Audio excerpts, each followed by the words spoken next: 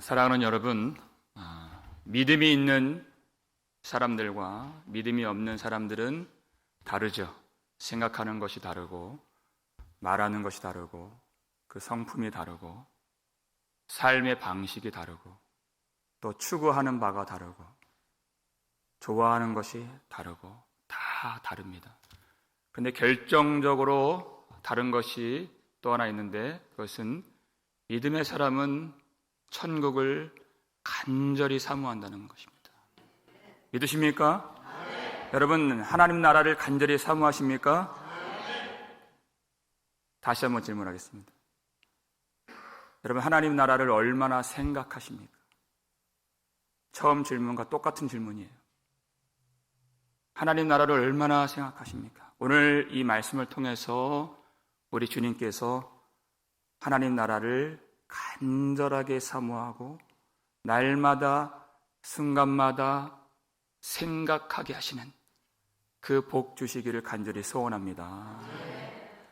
믿음의 선진들의 공통 분모가 있는데 그들은 온전히 하나같이 하나님 나라를 간절히 사모했다는 사실이에요. 오늘 13절 말씀 볼까요? 읽겠습니다. 이 사람들은 다 믿음을 따라 죽었으며 약속을 받지 못하였으되 그것들을 멀리서 보고 환영하며 또 땅에서는 외국인과 나그네임을 증언하였으니 아멘. 이 사람들 어떤 사람들입니까? 이 믿음의 사람들, 믿음의 선진들 다 믿음을 따라 죽었으며 이렇게 되어 있습니다. 이것처럼 복된 것이 없습니다. 믿음을 따라 죽었다는 것이에요. 한평생 믿음으로 살다가 믿음으로 죽었다는 것입니다. 이 세상 살면서 부족한 것 없이 좋은 것들 누리면서 큰 고난당하지 않고 순탄하게 살 수 있겠지만은 마지막에 믿음으로 죽지 않는다면 아무 소용이 없는 것입니다. 무슨 의미가 있겠습니까? 여러분, 오늘도 우리가 믿음을 가졌다면 오늘보다 더 좋은 믿음으로 하나님이 우리를 인도해 주시고 우리 마지막 순간에 가장 큰 믿음의 절정기를 누릴 수 있도록 그렇게 기도하시길 바랍니다. 여러분, 교회에 대한, 성전에 대한 하나님의 약속이 무엇이었습니까? 이 성전의 나중 영광이 이전 영광보다 더 크리라는 것이에요. 개인적인 신앙도 마찬가지입니다. 어제의 신앙보다 오늘의 신앙이 더 좋아야 하고 오늘의 신앙보다 내일의 신앙이 더 뜨거워져야 되는 것. 그것이 주님이 원하시는 바예요. 그러니까 우리가 과거의 영광에 집착해서는 안 됩니다. 하나님, 우리가 하나님 앞에 더 가까이 나아갈 수 있도록 그 과거의 영광보다 나중 영광, 주님 앞에 서는 그날의 영광이 가장 클 수 있도록 우리의 믿음을 지켜 주시옵소서. 이전보다 더욱 주님을 사랑합니다. 이렇게 고백하면서 마지막 순간 가장 뜨거운 믿음을 주시옵소서 기도하면서 그렇게 가야 하나님이 이 교회를 기뻐하시고 그 기도를 응답해 주신다는 것입니다. 왜냐하면 우리가 믿음을 따라 죽었으며 이렇게 성경에도 나와 있고 우리가 죽는다라고 말은 하지만 사실상 여러분, 죽음이 끝이 아니라 우리가 다 알다시피 그때부터 진정한 삶이 시작되는 것입니다. 믿으십니까? 우리는 그 날을 준비하는 것이에요. 지금은 준비하는 것입니다. 그때부터 진짜 삶이 시작돼요. 누가복음 20장 38절 말씀 보세요. 읽겠습니다. 하나님은 죽은 자의 하나님이 아니요 살아있는 자의 하나님이시라. 하나님에게는 모든 사람이 살았느니라 하시니 아멘. 하나님께는 모든 사람이 살아있다. 우리가 편의상 육신의 죽음, 그것을 죽음이라고 말할 때가 많이 있죠. 육신의 죽음이에요. 그러나 죽는 즉시 바로 부활하게 됩니다. 모든 사람이 다 하나님 앞에는 살아있는 것이에요. 그러니까 예수님이 십자가 그 한편에 있는 그 강도에게 뭐라고 구원을 선포하십니까? 오늘 그랬어요. 오늘 내가 나와 함께 낙원에 있으리라. 주님 지체하지 아니하시고 죽는 즉시로 믿음의 성도를 주님 계시는 주님의 나라로 옮겨가신다는 것이에요. 오늘이에요. 죽는 그 순간. 그래 하나님 앞에 살아있죠. 문제는 모든 사람들이 즉시로 부활하는데 어떤 부활을 맞이할 것이냐. 어떤 부활? 아니 부활이 다 똑같은 부활 아닙니까? 아니라는 것이죠. 다 똑같은 부활이 아니에요. 요한복음 5장 29절 말씀 보여주세요. 읽겠습니다. 선한 일을 행한 자는 생명의 부활로, 악한 일을 행한 자는 심판의 부활로 나오리라. 아멘. 전혀 다른 부활, 전혀 이 공통점이 없는, 한 곳에서 다른 곳으로 옮겨갈 수 없는, 이것이 결정된 후에는 아무것도 나누어지는 것이 없는 생명의 부활과 심판의 부활로 나오게 된다는 것입니다. 여러분, 여기서 선한 일을 행한 자는 생명의 부활로 이렇게 되어 있죠. 믿는 자는 생명의 부활로 이렇게 나온 것이 아니에요. 선한 일을 행한 자는 생명의 부활로 이렇게 나왔다는 것이에요.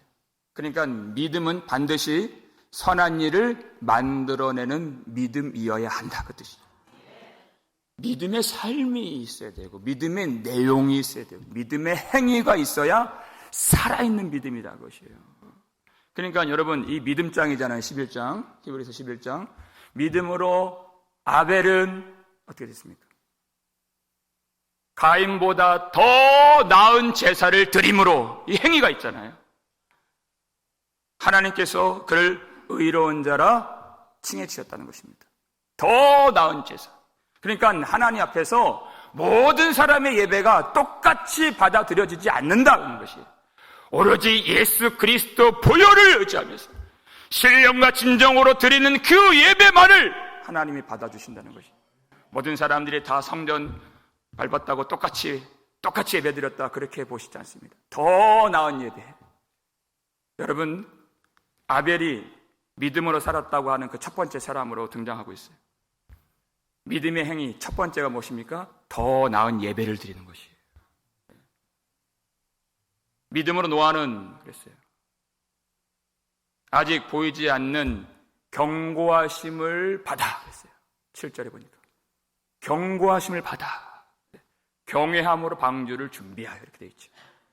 여러분, 어떤 경고를 받았습니까? 하나님이 세상을 물로 심판하신다는 것이에요. 사람들이 좋아하는 말이에요? 싫어하는 말이에요? 싫어하는 말이에요. 듣기 싫어하는 말이에요. 그런데 노아는 그 경고하심을 받았다. 왜냐? 하나님을 경외하기 때문에. 그가 은혜를 입은 자인 것입니다.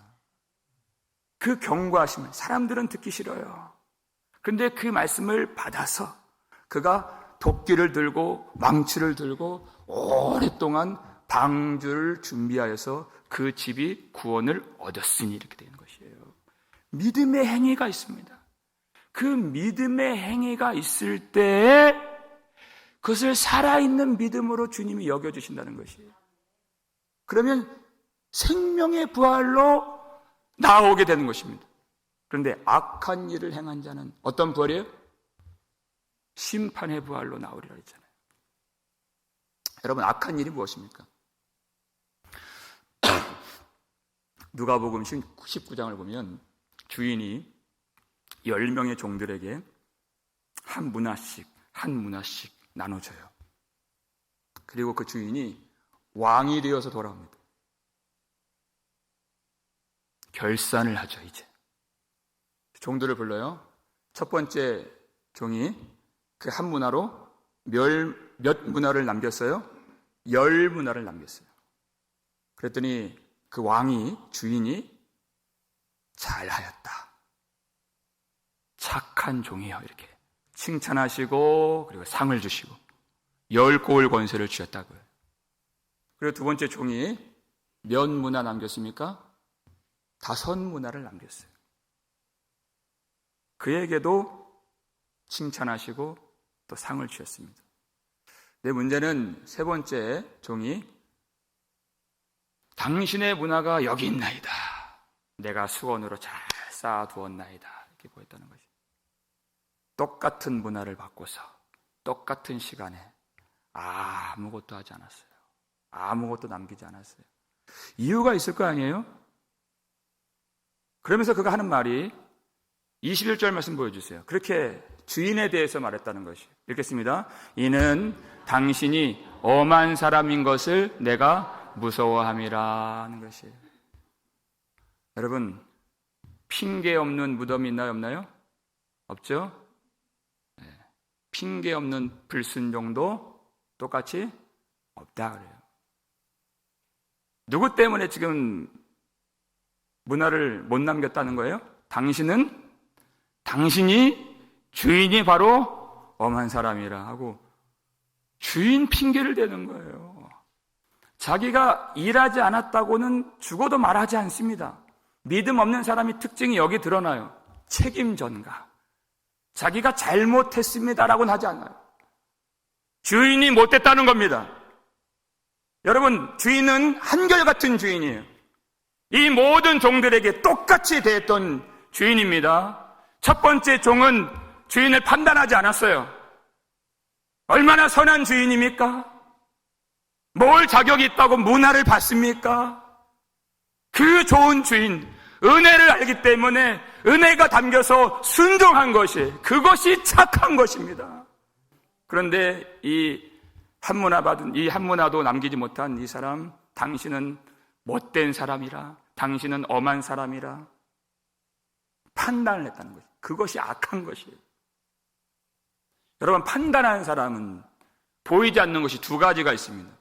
무엇이 안 보일까요? 첫 번째, 자기 잘못이 보이지 않습니다. 두 번째, 주인의 사랑이 보이지 않아요. 주인의 은혜를 알지 못해요. 그것이 악한 것이에요. 그러면서 21절 이 뒤에 보면은 당신은 심지 않은 데서 거두는 사람입니다. 그 사람 생각이 뭐예요? 내가 아무리 일해봤자 이건 내 사업 아니야. 이건 내 사역 아니야. 이건 내 일 아니야. 일해봤자 나한테 돌아오는 것도 없어. 그러니까 주인을 악하게 본 것이, 어떤 칭찬과 어떤 상급이 있는 줄을 그가 깨닫지를 못하고, 이건 내 일 아니야. 여러분, 우리 주님이 그런 분이십니까? 정말 심지 않은 데서 거두시는 분이십니까? 주님이 정말 아무것도 안 하셨습니까? 주님이 정말 아무것도 안 하셨습니까? 정말 십자가를 모르는 것이죠. 십자가를 알면 그렇게 말할 수가 없죠. 그 아들을 내어주신, 자기 육신을 찢으신, 그 피를 쏟으신 그 주님의 사랑을 전혀 몰라요. 그러니까 주인이 그에 대해서 어떤 처벌을 내리십니까? 그 다음 절 보여주세요. 22절 읽겠습니다. 주인이 이르되 악한 종아, 내가 내 말로 너를 심판하노니. 이렇게 됐어요.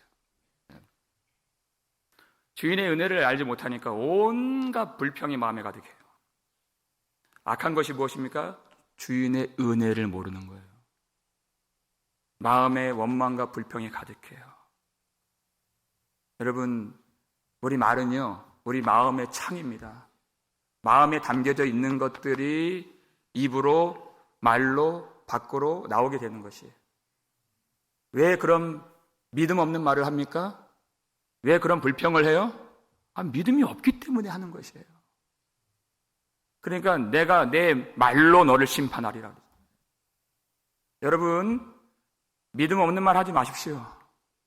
그 말로 심판을 받는 것입니다. 여러분, 이 교회는요, 주님이 피로 값주고 사신 교회입니다. 교회에 대해서 함부로 말하지 마세요. 함부로 판단하지 마세요. 그런 교회 아니에요. 우리가 그렇게 함부로 말할 수 있는 교회 아니에요. 주님 그걸 들으십니다. 여러분, 교회 입장에서 주님의 심장으로 말하세요. 여러분, 그렇게 아무렇게나 말하는 사람은 여러분 교제하지 마십시오. 주님이 그걸 원하지 않으십니다. 내가 내 말로 너를 심판하리라 그랬어요. 나중에 여러분 누가복음 19장 이 단락의 마지막 절 27절인데요. 주인이 왜 그렇게 심판을 선언하는가, 그 이유가 담겨져 있어요. 내가 왕됨을 원하지 아니하는 저 원수들을 이끌어내라 그랬어요. 왜 심판하시는가 보니까 그 남기지 않은 사람들, 그 실체가 뭐냐, 정체가 뭐냐, 주님께서 왕이 되는 것을 원하지 않는 원수들이다. 그래서 심판하신다. 그렇게 말씀하시는 것이에요. 그러나 믿음의 사람들은 예수는 그리스도, 예수는 주라고 선포하면서 오직 주님이 우리 왕 되심을 기뻐하면서 그 왕의 은혜가 우리 마음에 밀려와서 마음을 녹여서 온전히 우리가 사랑하는 예수님이 왕이 되시는 그 나라를 사모하는 사람들이라는 것이에요. 왕의 통치를 바라고, 왕의 주권을 바라고, 왕 앞에 내가 무릎 꿇고 엎드려서 주님이 우리를 다스려 주시는 그 하나님의 나라를 간절히 사모하는 것이에요. 사모하니까 오늘도 우리에게 주신 달란트, 우리에게 주신 그 문화를 가지고 열심히 일하는 것입니다. 그 믿음의 사람들의 그 관심과 시선이 어디 있어요? 13절 보니까 약속을 받지 못하였으되 그것들을 멀리서 보고 환영하고 그래서 환영했다. 여러분, 약속을 받지 못하였을 때 이 말이 뭡니까? 하나님이 주신 그 약속의 성취를 보지 못했다는 거예요. 그 인생이 얼마나 고달팠는가 그 뜻이죠. 우리가 좋아하는 찬송가 438장 주의 얼굴 뵙기 전에, 그 다음에 멀리 뵈던 하늘나라 내 맘속에 이뤄지니 날로 가깝도다. 약속은 받았지만 그것이 멀리 보일 때가 멀리 보여요. 왜? 내 지금 상황이, 내 현실이, 소망이 보이지 않는다는 그 뜻이에요. 하나님 나라 약속 받았는데 내 인생은 하나님 나라 같지가 않다는 뜻이에요. 우리가 고린도후서 1장 보니까 사도 바울의 그 눌림, 사도 바울의 낙심 우리가 엿봤잖아요. 그가 아시아에서 당한 환난을 너희가 모르지 아니하기를 내가 원하노니 그랬어요. 힘에 겹도록 수고하였지만 내가 살 소망이 끊어지고 그랬어요. 마치 우리가 사형 선고를 받은 것 같았다고 고백합니다. 사형 선고를 받은, 이게 주님의 일이에요. 사형 선고를 받은 것 같아요. 주님의 일이 왜 힘들지가 않겠습니까? 사형 선고를 받은 것 같았다 그랬어요. 하나님의 나라 약속과 너무 멀죠. 그러나 그가 낙심하지 아니하노니 그랬어요.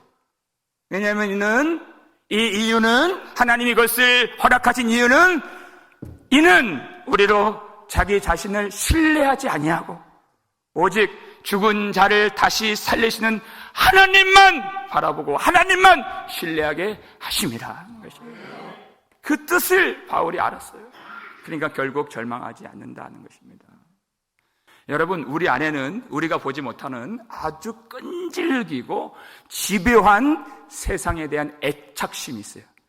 세상도 나를 끌어당기고 나도 세상을 끌어당기는 그 만유 인력과 같은 그 힘이 작용하고 있다는 것이에요. 얼마나 세상 좋아합니까? 그것이 우리를 죽이는 줄도 모르고 세상을 끌어당겨요.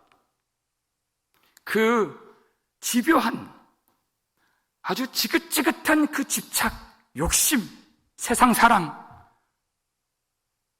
여러분, 그것을 우리가 끊을 수 없습니다. 하나님이 끊게 만들어주시는 것이에요. 주로 사용하시는 방법이 있는데 그것이 뭐냐? 죽음을 직면하게 하시는 것이에요. 그것이 아무것도 아닌 것을 보게 만들어주시는 것입니다. 시편에서 모세가 딱 한 번 거기서 기도를 드리는데 모세의 기도를 엿보면 그 지혜를 얻을 수가 있어요. 시편 90편 12절에 그 기도가 나옵니다. 읽겠습니다. 우리에게 우리 날 계수함을 가르치사 지혜로운 마음을 얻게 하소서. 아멘. 모세의 기도가 뭐냐면 하나님, 저에게 남은 날이 며칠인지 남은 생애가 얼마인지 그 날짜 계산법 좀 알려주소서, 그 뜻이에요. 여러분, 우리가 요즘 스마트폰에 다 나오잖아요. 날씨가 얼마인지, 심지어 내 심박수가 얼마인지, 이게 다 나온다고요? 네. 여기 스마트폰에 탁 나오는 거예요. 여기 화면에. 당신의 남은 날은 90일입니다. 여름을 못 넘겨요. 여러분, 이게 딱 나온다면 우리 살면서 90일밖에 안 남았는데 싸울 사람이 어디 있겠습니까? 싸울 시간이 어디 있어요? 화낼 수 있는 사람이 어디 있겠어요? 여러분, 우리가 욕심 부리면서 겨울옷 사입을 사람이 어디 있겠어요? 겨울옷 더 비싸잖아요. 여름을 못 넘기는데 겨울옷을 왜 삽니까? 그거 알면 그렇게 욕심 부릴 일이 없다는 것이. 로마서 13장 14절, 오직 주 예수 그리스도로 옷 입고 정욕을 위하여 육신의 일을 도모하지 말라. 오직 주님으로 옷 입고 주님 나라 가는 이 준비하는 시간, 하루 지났구나, 89일 남았구나, 딱 뜬단 말이에요. 그 얼마나 지혜롭겠어요, 우리 인생이. 얼마나 뜨겁게 예배를 드리겠냐 하는 것입니다. 모든 사람들은 다 죽어요. 열애가 없단 말이에요. 근데 그 죽음을 준비하는 사람들은 많이 없다는 뜻입니다. 모든 사람들이 다 죽어요. 그것이 하나님의 뜻이고, 하나님은 우리를 정결하게 하시고 지혜 있게 하시고 뜨겁게 하나님 나라를 소망케 하시는 하나님의 방법이었다는 것입니다. 그것이. 그러니까 하나님이 내 백성들을 위로하라, 내 백성들에게 외치라 그랬더니, 외치는 자의 소리가 내가 무엇이라고 외치겠습니까? 라고 했을 때 하나님 뭐라고 가르쳐주세요? 이사야 40장에서 모든 육체는 풀이요, 풀은 마르고 꽃은 시드나 여호와의 말씀은 영원히 서리라. 이것을 외치라는 것이에요. 인생이 아무것도 아니다, 모든 육체는 풀이요 하는 것이에요. 이것을 마음에 와닿게 외치라고 그랬어요. 그 마음에 와닿게 만들어주시는 분은 하나님이십니다. 우리에게 뭘 보내십니까? 갑자기 의사를 만나는데 당신 암입니다, 이거 듣게 하신다는 것이에요. 여러분, 죽음이니 암이니 제가 담대하게 말할 수 있는 거, 지금부터 뭐 기분 나쁘게 그런 말을 하나, 여러분, 저는 그렇게 생각하지 않습니다. 우리는 몸이 다시 사는 것과 영원히 사는 것을 믿사옵나이다. 우리 아침마다 고백하잖아요. 영생을 믿는다고 해요. 육신의 부활을 믿는다고 그래요. 암도 얘기할 수 있고 죽음도 얘기할 수 있는 것이에요. 하나님이 그것을 허락하신 이유는 이정표로 주신 것입니다. 너 여기서 살 사람 아니야, 그 뜻이에요. 그거 알게 해주시려고 보내주시는 것이에요. 그 말씀을 마음에 와닿게 만들어주신다는 것입니다. 하나님 나라 갈 사람인 것을 깨닫게 만들어주시는 것입니다. 우리가 그걸 깨달을 수가 없어요. 그러니까 우리는 하나님 나라에 우리의 시민권이 있기 때문에 이 땅에서는 나그네라고 증언한다 그랬어요. 내가 고백을 한다는 것입니다. 나그네라고 하는 것은 이 땅에 힘이 없죠. 이 땅에 권리가 없어요. 안전이 보장되지 않았어요. 큰 소리 칠 수가 없는 그런 위치예요. 그러나 내가 나그네입니다, 나는 본향을 찾는 자입니다라고 증언하고 자신을 나타낸다 그랬습니다. 그 바로 대표 인물이 모세죠. 여러분, 우리가 지금 펴고 있는 성경 24절을 보시면 성경책으로 뭐라고 되어 있나요? 24절 함께 하겠습니다. 믿음으로 모세는 장성하여 바로의 공주의 아들이라 칭함받기를 거절하고, 이렇게 되어 있어요. 여러분, 이때 당시 세계 최강의 나라가 어디예요? 애굽, 이집트예요. 이집트의 왕자의 신분을 그가 거절했다는 거예요. 사람들은 다 높은 고지로 올라가고 싶어 하는데, 그 권력을 얻고 싶어 하고 그 부귀 영화를 누리고 싶어 하는데, 모세는 그렇지 않았어요. 왜? 하나님 나라에 있는 자신의 신분을 그가 발견했기 때문에, 그것으로 충족되었기 때문에 이 땅에 있는 아무리 최강 국가의 왕자의 권력이라 할지라도 그것이 성에 차지 않는다는 것입니다. 하나님 나라의 영광을 보았다는 것이에요. 25절 말씀도 볼까요? 시작. 도리어 하나님의 백성과 함께 고난받기를 잠시 죄악의 낙을 누리는 것보다 더 좋아하고. 아멘. 여러분, 질문합니다. 여러분, 고난 길이 있어요. 여기 즐거운 길이 있어요. 여러분, 어떤 길로 가시겠습니까? 어떤 길로 가시겠어요? 분명히 함정이 있을 거야. 이 질문 자체가 잘못됐다는 거예요. 이렇게 대답하시면 딱 정답입니다. 나는 주님이 어디로 가시든지, 주님이 어디로 가시든지 그 길로 가겠습니다. 그렇게 했다는 것이에요. 주님이 어디로 가시든지 그 길이 바로 하나님의 나라가 된다는 것입니다. 모세가 그렇게 한 것이에요. 주님이 계시는 그 곳, 거기가 바로 광야였어요. 광야 교회, 백성들, 하나님의 백성들과 고난을 받는 것, 거기가 하나님의 나라였다는 것입니다. 근데 하나님이 없는 곳, 그 바로의 왕궁에서 좋은 것 먹고 좋은 것 입고 누리고 하는 것이 잠깐 있다가 없어지는 죄악의 낙을 누리는 것, 그것보다 하나님과 함께 고난받는 것을 더 좋아했다는 것입니다. 그러니까 영원한 것을 얻기 위하여 영원하지 않은 것을 버리는 것은 바보가 아니다, 그 뜻이죠. 그게 지혜로운 것이다. 여러분, 이 지혜가 우리 가운데 있기를 주님의 이름으로 축원합니다. 우리가 나그네라고 하는 거예요.